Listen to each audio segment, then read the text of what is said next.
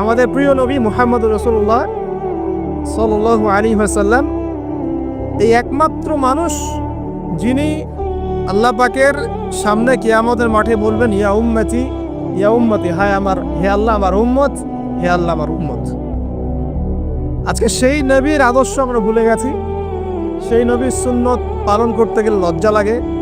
Young generation দেখবেন BTS এর সুন্নত পালন করে, ওই যে ম্যানচেস্টার ইউনাইটেডের সুন্নত ফলো করছে, ক্রিকেট প্লেয়ার, ওই যে ফুটবল প্লেয়ার, বলিউডের নায়ক, বলিউডের নায়িকা, হলিউডের নায়িকা, এগুলোর সুন্নত ফলো করছে। রাসূলুল্লাহ সাল্লাল্লাহু আলাইহি ওয়াসাল্লামের সুন্নাহ মতো দাড়ি রাখতে লজ্জা লাগে, তার মতো কাপড় পরতে লজ্জা লাগে, তার আদর্শটাকে ফলো করতে লজ্জা লাগে। অথচ সেই মানুষটাই কিয়ামতের মাঠে এই উম্মতের পক্ষে কথা বলবেন যে হে আল্লাহ আমার উম্মত, আমার উম্মত। আর এই মানুষটাকেই জীবিত অবস্থায় 15 বার হত্যা করার চেষ্টা করা হয়েছিল।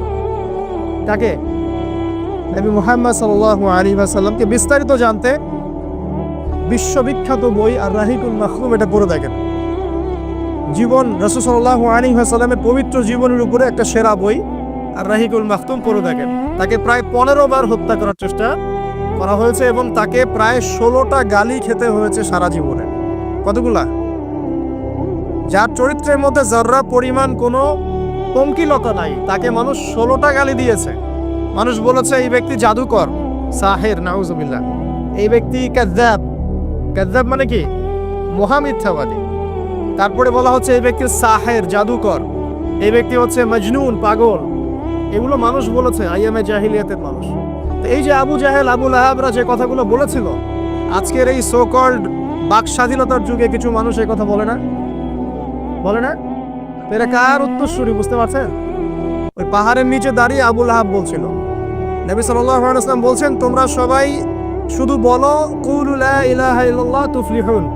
হে আমার চাচারা, কুরাইশ বংশের যারা আছেন আপনারা, ইয়া মা'আশারাল কুরাইশ, আপনারা শুধু বলেন কুলু লা ইলাহা ইল্লাল্লাহ, খালি একবার বলেন যে লা ইলাহা ইল্লাল্লাহ তুফলিহুন, আপনারা সফল হয়ে যাবেন, আরব আজম উভয়ের রাজত্ব পাবেন।